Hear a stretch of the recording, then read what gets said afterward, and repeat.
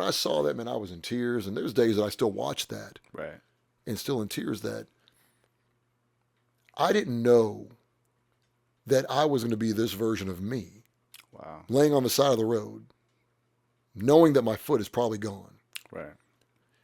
That on the other side of that, I'm not going to be angry or bitter. That I'm going to be this person who's excited and happy and say, okay, I've got a prosthetic foot, but let's go do this and let's go do that. Right. God is still good. That's Montoya Power.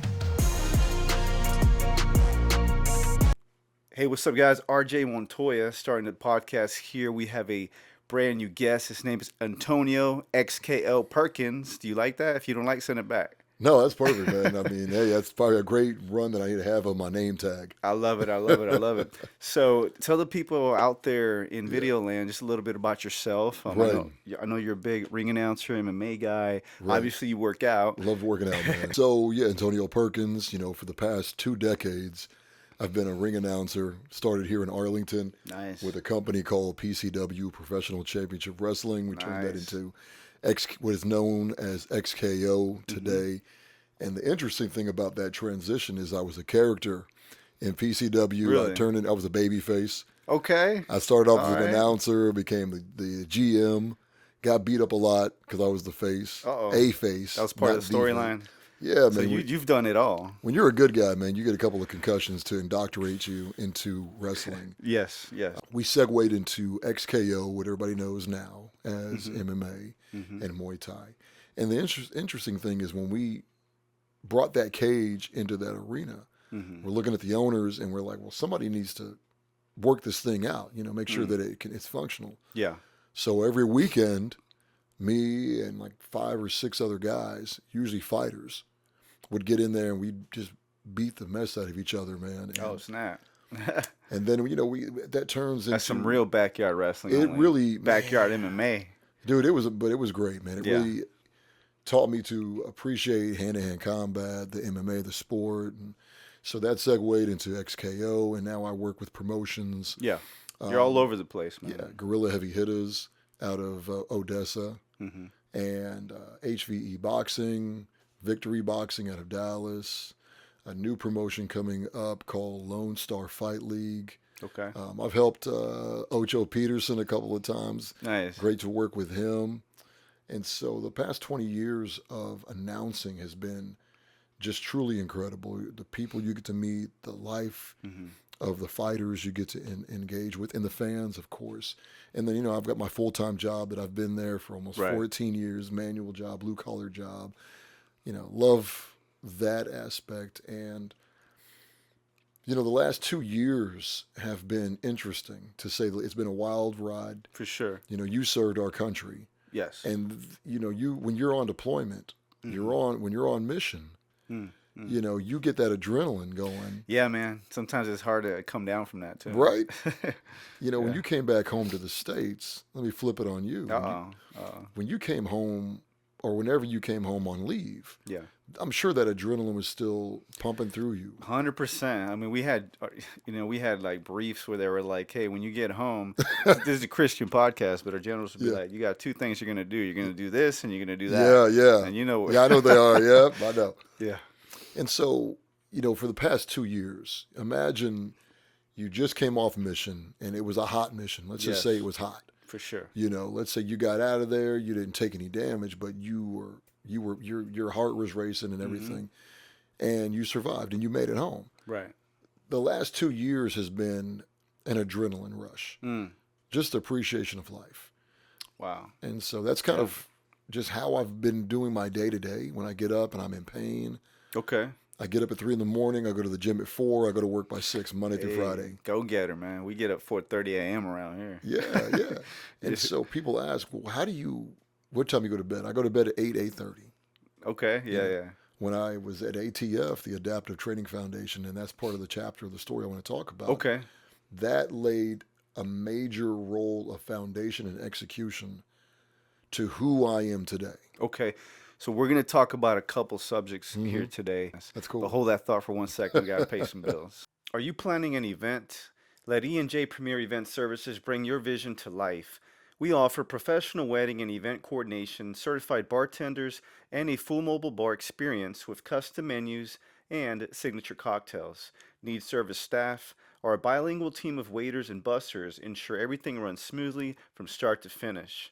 Plus, we offer specialty stations like our elote bar, mini pancake bar, and ramen bar, perfect for any celebration. For booking and inquiries, contact us at 469-469-7713, email e.j.events@outlook.com, or find us on Instagram at EJ Premier Event Services. Make sure you check out E&J Premier Event Services, your events elevated.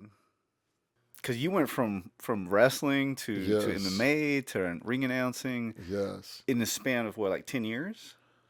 So it's interesting. If you've ever seen anything on my Instagram or my Facebook or my TikTok, there's a picture of a guy who's like 6'6". Okay. He has the braids in his hair, and he's a professional wrestler for AEW, All Elite Wrestling. Yes. Are you all elite? Yeah, Are You Elite? There you go. And just he's been a very close brother, friend. I mean, he's more of a brother than a friend to me. He wrestled for PCW, and we were hanging out one day back in 2003. Okay. And he said, go to this address, knock on this door, tell them I sent you. I think you have a great voice, and let's just see what happens. And I think that's a really awesome thing in life. Yes. Where people will give you opportunities, but it's ultimately up to you to execute, solidify, and make it yours. Absolutely. Opportunity comes, you kick down the door. Yeah. Yes. And you have to, it's like trust. It's either earned or you just learn how to maintain it. True. And so, 2003, went in there, ring announced. Oh my goodness, man. I was terrible. I was horrible. I mean, you have a natural, like a ring announcer voice. Like it has presence, like a drill instructor almost, Well, and like drill instructors, so when you say drill instructor, you were Corps, you were Marine. Yes. You are a Marine. Once a Marine. That's right. Once a Marine. Hoorah. Always a Marine. Let's go. Yes, sir. And so they don't say drill sergeant. All the other branches say drill sergeant. Hey, a message. And so just like a drill instructor, you can have a talent, you can have an ability. But if you don't learn how to practice, rehearse, stretch and pull and work that out, for sure, then you're never going to become incredible at your craft. So I went in with a voice, but didn't really know how to use it. Okay.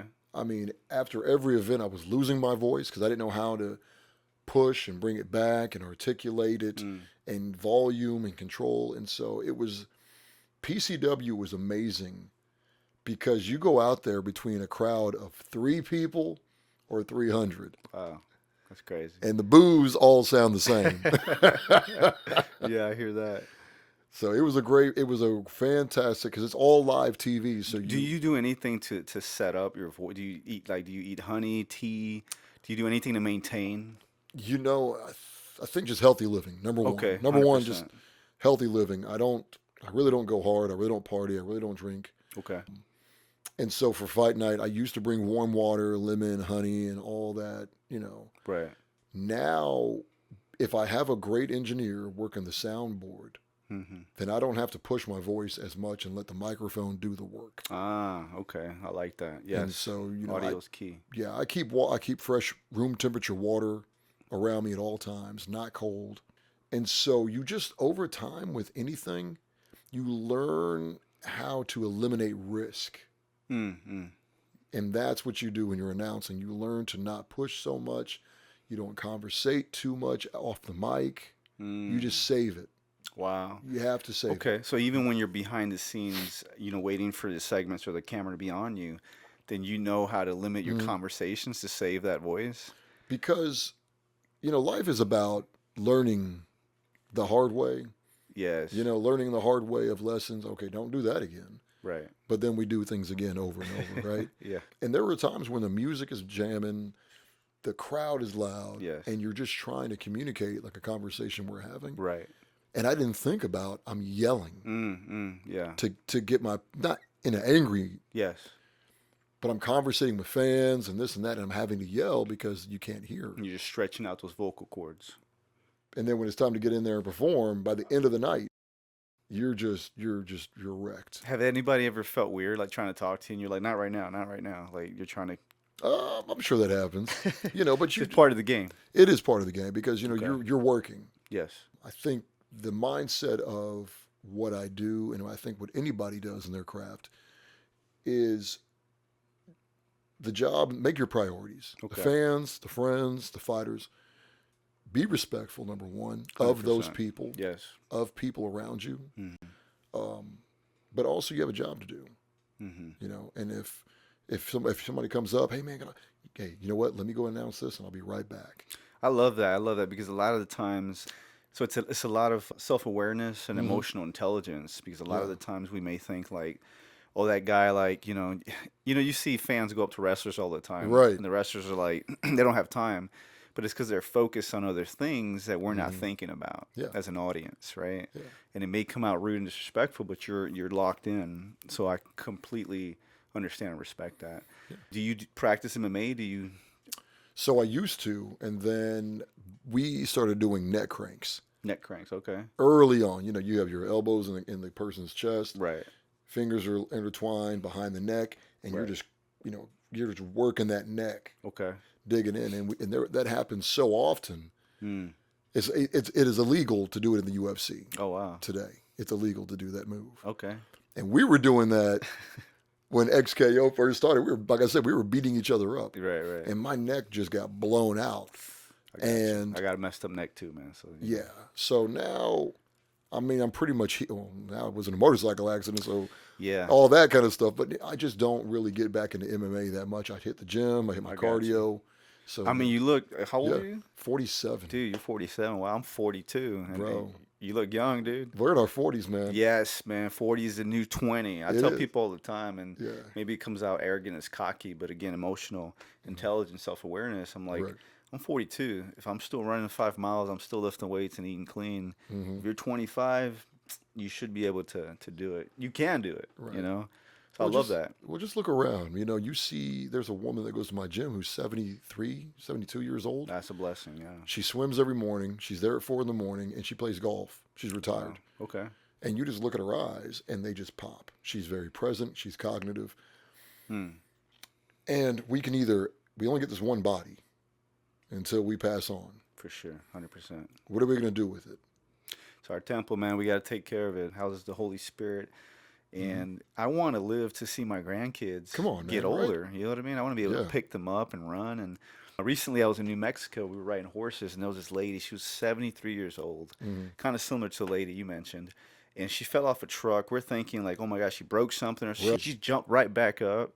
And we had a conversation. She said, I eat clean. I drink a lot of water. I stay away from fast food. I exercise. And I'm like, that's what I want to do. My dad's 80 years old. He's still mowing lawns and stuff. So health is very important to you. You say you get up about 4 a.m. in the morning. I do too. Talk a little bit about the discipline to do that. So, I came from a military background. Both mom and dad served in the United States Navy. Awesome. Thank you for their service. Oh, man, absolutely. Mom was a chief petty medical officer, so she was a corpsman. Okay. Dad was a... So she was a Marine, because a corpsman's a There you go. Marine. There you go, man. And Mom said those are the two people you want to get to know when you're in the service. The mail... Whoever delivers the mail, because your paycheck's usually in there. And those care packages. Care packages are in there. Yeah. And your medical staff. There you go. You want to make sure you know that. So my father, he was a ordnance. Okay. So he installed explosives into jets, ejections, weapons. And then my stepdad, my mom remarried, and my stepdad, he was the chief of the catapult on the Carl Vinson. Oh, wow. So, being raised in that, being some heavy hitters there. Yeah, but I'm an only child. Oh, I'm an only child. Interesting. So all the attention of these two military, dress right dress, the bed had to be made to like drop a quarter, boom, you're ready to go.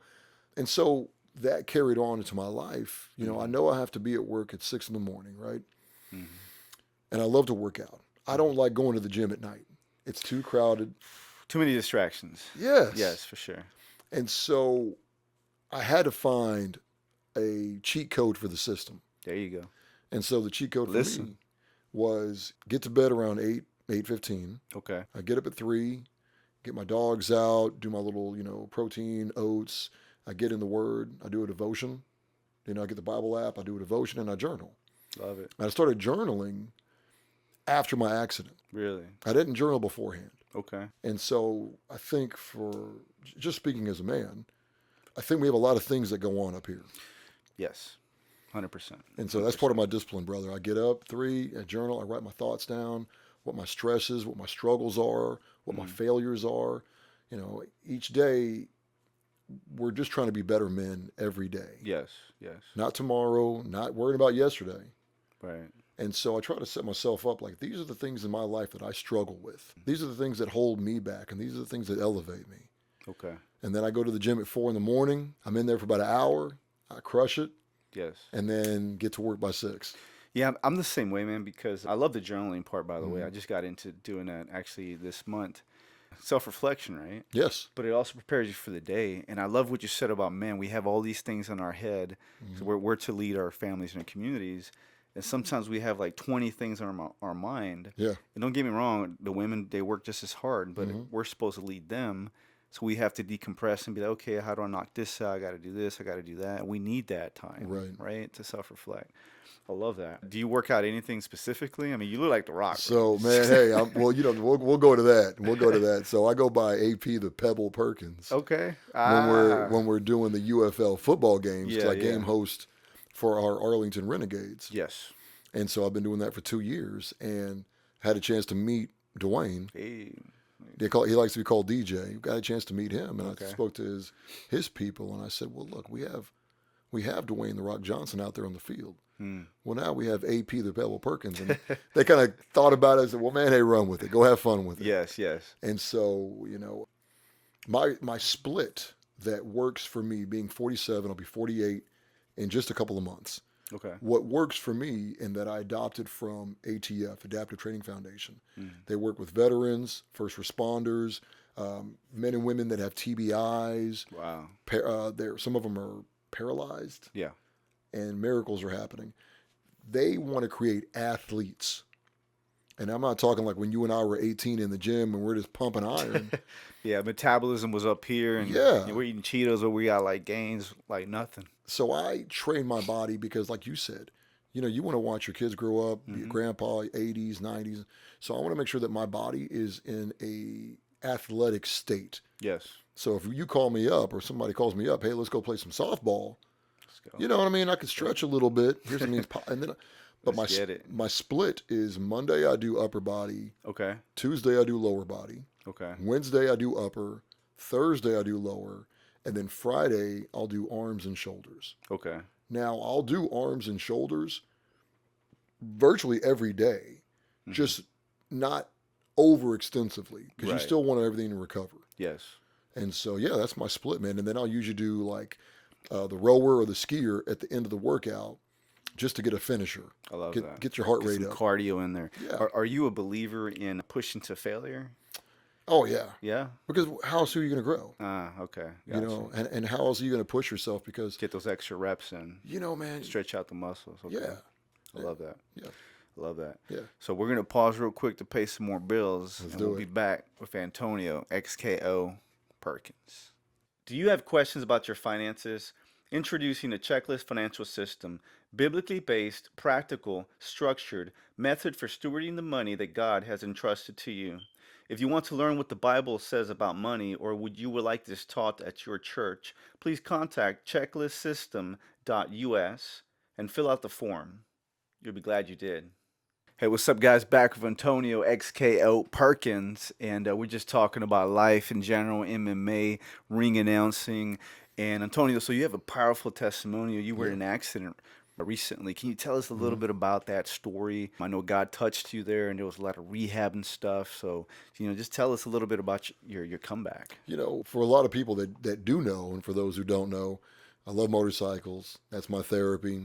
I had a Harley and I had a sport bike. Nice. Honda 1000, Hey, Repsol. that's a big bike. First edition, just ripping that. And then my choloed out Harley, man, big wheel, bagged out, lowered, all that. Nice. So one night, man, I'm just riding home with one of my buddies, and car was messing with me, and just I made a poor calculation. I made a poor miscalculation, but also this car did something that shouldn't have been done. They cut me off. Another car blocked me in, boxed me in. Okay. I miscalculated trying to split the cars, got clipped. Oh man. I woke up on the side of the road. First thing I'm saying is, where's my bike? And am I going to lose my foot? Oh wow. Couldn't feel below my knee. And then, there's people that are helping me. And then I get rushed in the ambulance. And then I black out in the ambulance. And Wow. after, 6 hours of surgery, one of the doctors came out and said it was us against the devil. Really? Trying to bring him back. And so it was 3 weeks in ICU. Wow. And I have a new appreciation for doctors and nurses. Right. First responders, man, all the way. All the way. They brought me there. They brought me back. They did the fighting for me when I couldn't fight for myself. Wow. There was a right lung collapsed, 3 fractures in my pelvis, level 4 laceration in the liver, right lung collapsed, like I said, hematoma on my thigh. Dude. Multiple surgeries over a course of 3 weeks. And one of the things about being in that scenario that I never even thought about is you don't sleep. Because you're in ICU, they're constantly coming in and doing blood work, waking you up, and making crazy. sure you're okay. And, Yeah. and there's that, so you don't sleep, so you develop delirium, which I didn't know. Oh, man, I thought I was on a boat dock. I thought I was in a driveway. I mean, it was your mind is trying to protect itself. Right. And they probably got you pumped up on all these My medications goodness. and stuff. They had to. Yeah. All my ribs were broken. That's crazy. And so after 6 days in a coma, finally, Jesus, 6 days in a coma? They was induced. They had to. Oh, I got you. So my body could recover. Too much somewhat. pain. Your body was... Too much trauma. Yes. And so, I'm coming out of that, and I don't know the extent of my injuries, and I think I'm still... Okay, I look down, my foot's gone. I said, well, God, that answers that question. Oh, wow. And with anything, and I think we were talking about this, acceptance. Yes. We're all going to come across scenarios and situations in life, whether it's with relationships or finances or your work Yes. or your hobbies, raising kids. Everything has to come down to acceptance. Mm-hmm. And the sooner you can accept a tough bit of news, like you lose somebody, Mm-hmm. the sooner you can accept it, the sooner you can begin to heal. Okay, that's powerful. And so acceptance and healing go hand in hand. You'll see people in life that want to push things. No, I don't want to believe it. No, I don't want to accept that. Yeah, no, so that's not what it denial. is. Denial. Yeah. And all denial is going to do is going to make things more painful. It's going to create a longer duration Right. of stress. But as soon as you can accept something, for in my case, it was accepting this sucks, this hurts. I blamed myself. Okay. I said, I'm a better rider than this. How can I let this happen? And then you start to do a lot of introspective, and never once did I say I'm a victim. I love that. Yeah. Yeah. Derwin Lamb, one of our coaches, Derwin Lamb, Yeah. he came in to visit me in the hospital, and he looked at me and he said, man, I'm so sorry. I said, man, I appreciate that. I said, but there's no victims in here. Dude, I love that. Yes. And once you get out of a victim mentality, and now granted, there are some victims that whatever happened to them is completely against their will. 100%. We only have so much control in this world. The rest we leave it to God. Yeah. And the definition of insanity is doing the same thing and expecting a different result. Yeah. So the sooner you get to that acceptance and accountability, like in this situation, maybe you are a great rider, but sometimes accidents just happen. Yeah. And God spared me that day. And I knew right off the bat, this was, because every time I get on my bikes, first thing I do before I pop the clutch and I go is I just ask for God to send a hedge of angels around me, protect those around me, and most of all, help me to have fun. For sure, yeah. But, when I said I'm not a victim, I made a choice for me to say, I'm not going to let this stop me from wanting to be better than what I was before the accident. Right. And I'm talking to God, and I'm like, I don't know how long this is going to take. I'm seeing other people come in the room that are amputees, and they look like they're living a normal life. Yes. But I don't know what my journey is going to be like. Mm-hmm. And for people that are believers, and I've met so many people that have a relationship with God. I've met a lot of people that, no, I don't go to church. Bleep God, I don't want them, and we can still have conversations. For sure, 100%. Yeah. that being said, I've always had that relationship and that faith in my life.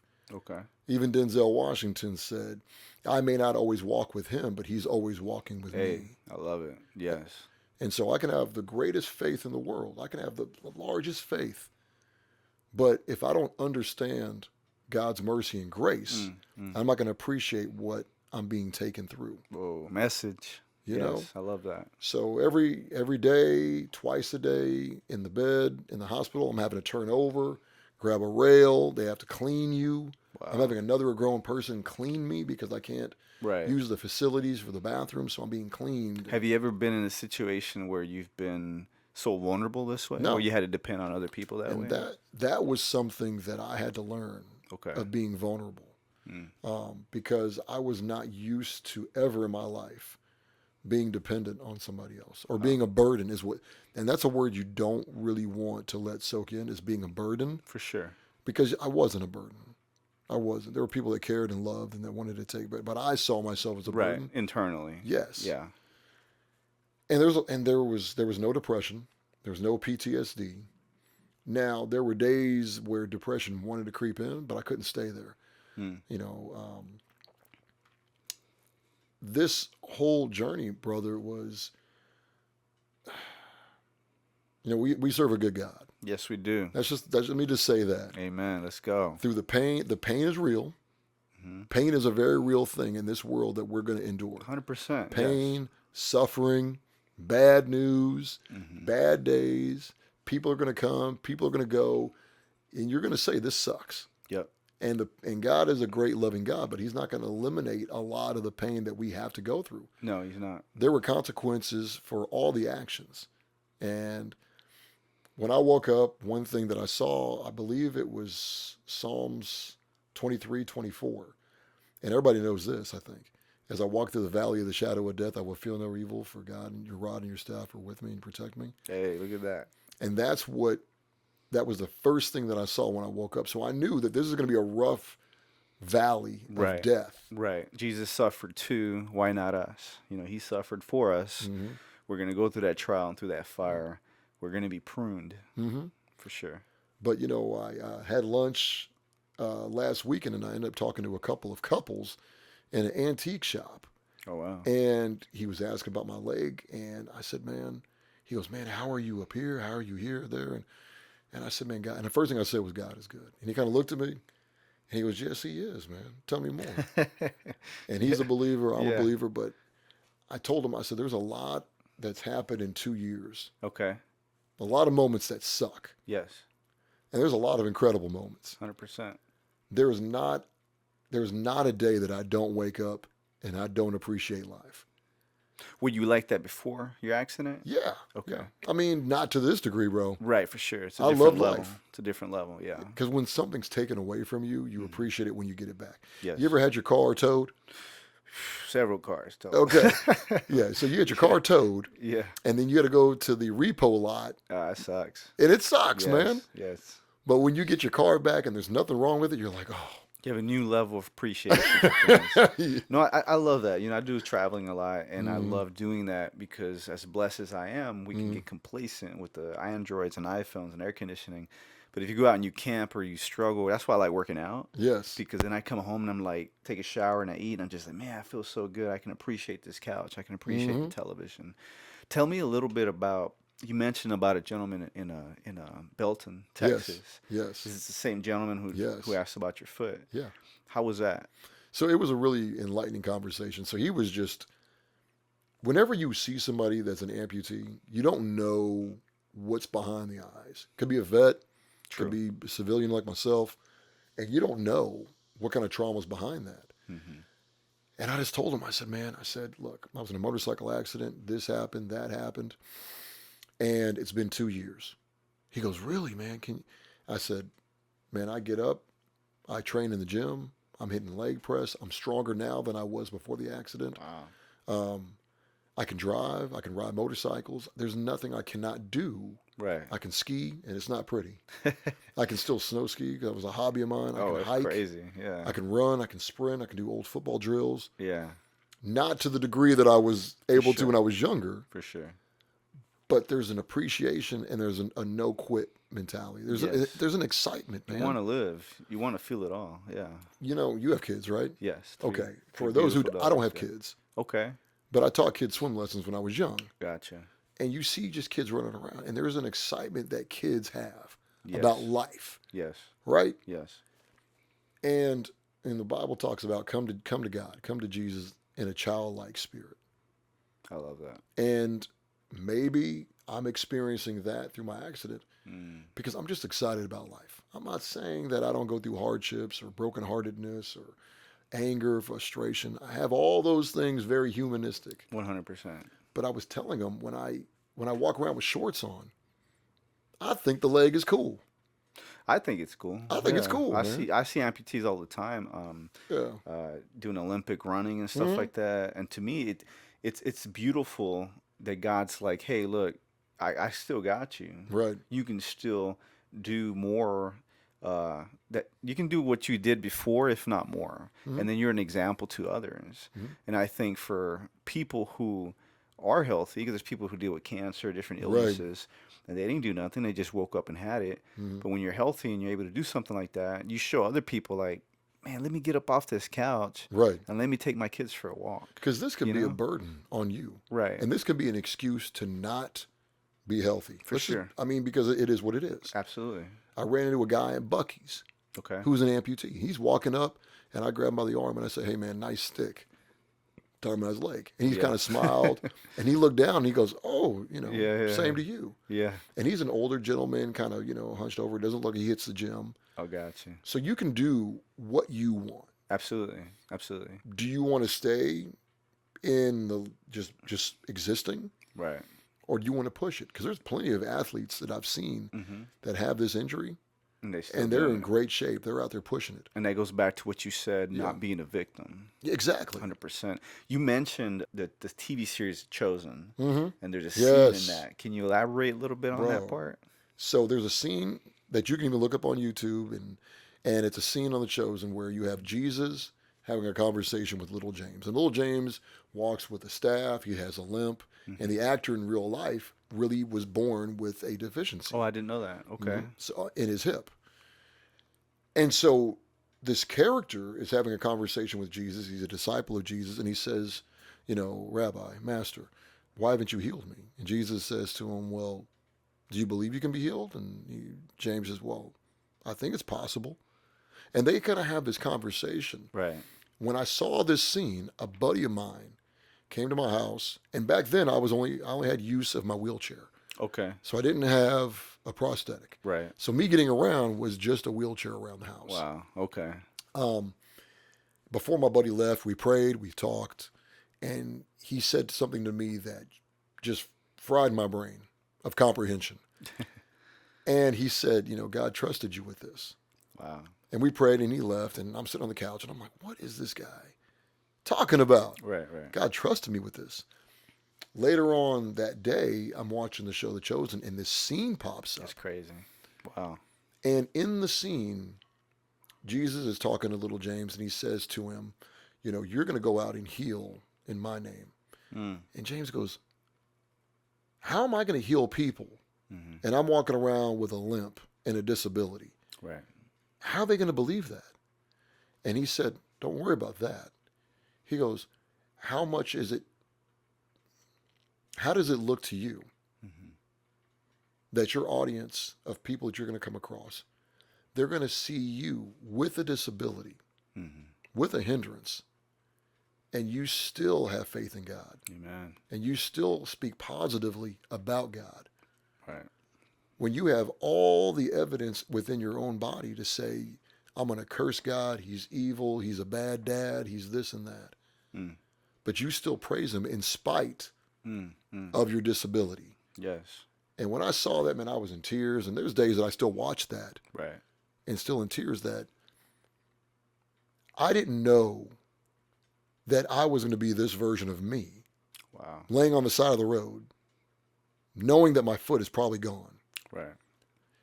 That on the other side of that, I'm not going to be angry or bitter, that I'm going to be this person who's excited and happy and say, okay, I've got a prosthetic foot, but let's go do this and let's go do that. Right. God is still good. Amen. Yes, he is. That is powerful and phenomenal, man. I love that series. Me and my wife go to the theater to watch it. Yeah, it was good. And I remember that scene specifically, Yeah. and it teared me up. Yeah. Because it's true. You know, when we have Christ in us, like, we're going to suffer. We're Mm-hmm. going to go through stuff, but we know that there is an end game to it. You Yeah. know, one day we will be whole mentally, physically, emotionally, and everything when we're with him again. But just to hear that is phenomenal, man. And you are truly a light. And you're right. Yeah. Just like in that episode, the way that you are today, people Yeah. see that. They're like, Yeah. man, if Antonio can do it, I can do it. And that's one of those things, it still blows me away because it's like, okay, God knew that this version of me was going to be on the backside. So he was like, but how many times have we woken up and we don't know the issues, the traumas that we're going to face in life? True. Whether you're losing a job, you lose a marriage, you lose a child at birth, you lose a child as a young person. You know, you served, you know, my mom and my dad served and they lost people. For sure. And God knows you're going to go through it. You don't know until it happens. But then at the same time, you don't know the backside of a bad day. You don't know how you're going to respond. You don't know how you're going to respond when somebody cuts you off on the highway. You know, Yeah. but you know, you just, all I can tell you, man, is that he's looked out for me. He guides me. I don't always make the best decisions in life, For sure. Nobody does. We're flawed. you know, and I learned a lot through this. And I get up in the morning and sometimes I get good sleep and sometimes I don't. Hey, And I'm like, thank you, God, for allowing me to wake up. man, I love that. And if I'm allowed to be waking up, don't waste it. I throw those covers off. I'm comfortable, and I say, don't waste this, man, Right. because this could have gone a whole lot worse. That's so true. You know, you're right. You're absolutely right. You're so right. And I love that because, you know, it's like getting up, kicking off the covers and saying, okay, God, what do you have for me today? Because there's others who didn't wake up today. And that to me is a blessing. I love that. Before we wrap it up here, what other lessons with that, or what piece of advice would you want to give someone out there who's in a similar situation that you were to get through it? Like you gave some phenomenal tips, for someone out there that's not necessarily a Christ believer, Yeah. or maybe they're on the Right. fence. Right. What would you say to them? You know, it's okay. It's okay that you feel that you're not close to him. It's okay. And I say it's okay because he's always going to be with you. That's the whole thing. Part of my PR graduation from this 9-week, pretty much Marine style boot camp and combine was my coach, who's a Marine, above the knee amputee Neff. Okay. He said, for your graduation, we're going to do the impossible mile. And we go to a 400-meter track. We do 1 lap of burpees, 1 lap of bear crawls, 1 lap of walking lunges, and 1 lap of running and sprinting. Yeah. And you can take breaks on the track, but you can't leave your position. And he's stride for stride with me, right? And I'll tell you, brother, man, I cussed and prayed so much on that track. And he told me 2 things. He said, 1, you wanted this. You wanted this. Wow. And he said, number 2, there's somebody laying in a bed somewhere begging to trade places with you. Yeah. And so I have my experience. First, accept the situation for what it is, which is not easy to do. And it depends on the scenario. Right. Because there are people who are victims of a violent sexual act that they did not want coming their way. 100%. Yes. You know, or a car accident, or a death, or even cancer. You know, I had leukemia. Really? I take 2 pills a day. Okay. Wow. Diagnosed with leukemia back in 2017. Stage 0, we're fighting it. You know what I mean? You're still fighting it? Oh yeah, we're good. Wow. We're good. I mean, if you're going to get cancer, this is the one you want. Hey, true. And so, 1, acceptance. You have to accept it for what it is first. Okay. Because here's the thing: if you can accept bad news, good news, losing a job, this, that, the other, if you can accept the things that are hard, then that means you're open to receive a way to make it better in some way. Number 1. And then outside of that, you know, I have friends and I have people that you can want something good for somebody, but you can't do the work for them. 100%. You know, my mom, you know, her health isn't the best and she wants to do this. And I said, Mom, I want that for you, but I can't do the work for you. You've got to do it yourself. And so, you know, have a level of compassion. And for people that are not believers, it's okay.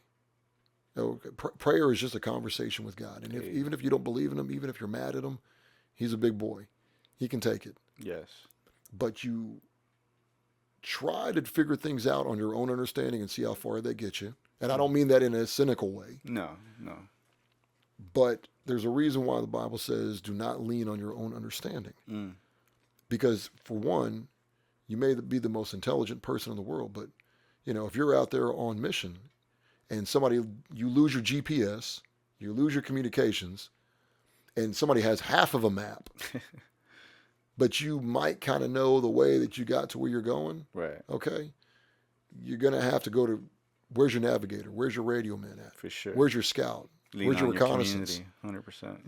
Yeah. Somebody's going to have the information that you may not have. And so don't always lean on what you think. There's a community out there. God put us in this world together to work together. Absolutely. Iron sharpens iron, and we need each other. We do. And so, yeah, I would say that. And I would say don't beat yourself up. Don't think of yourself in this life as a burden. People will tell you this, and people will tell you that you're a victim or you're a burden or you're the. You don't have to believe it. Yes. You don't have to believe that. And it's okay to ask for help. I've had to many a times. Yeah. And I'm glad. But here's the thing, though. If you're going to ask for help, make sure that you help somebody else. If somebody's going to lift you up, you make sure you lift somebody. I love that. Don't be Now, I'll say don't be selfish, but I want you to be selfish. And I'll end with this. One thing that we learned at ATF is it's just like being on an airplane.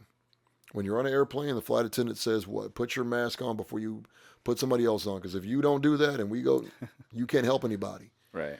So be healthy selfish. Be selfish in a healthy way. Take care of yourself. That's why I get up at 3 a.m. There's guys that will take a bullet for our families, but they won't live healthy for their family. They'll die for their family, but they won't live healthy for their family. Message. So get up in the morning, do an hour of working out, get your body strong, and then go help somebody in the day. That's all I got to say. Man, I love that, dude. Yeah. This has been a pleasure. Thank you for Same sharing here. that. I would love to have you back on sometime in the We have future. some other things to talk about. Absolutely. Thank you for being on the podcast. Absolutely, Antonio. bro. Absolutely. Hey, if you guys like what you heard here, check out Antonio with XKO and check out their fights. They have some great things. And we'll plug more stuff for Antonio here up in the future. And if you like this podcast, make sure you like and subscribe and to share it to somebody that could benefit from it. I'll get out of here.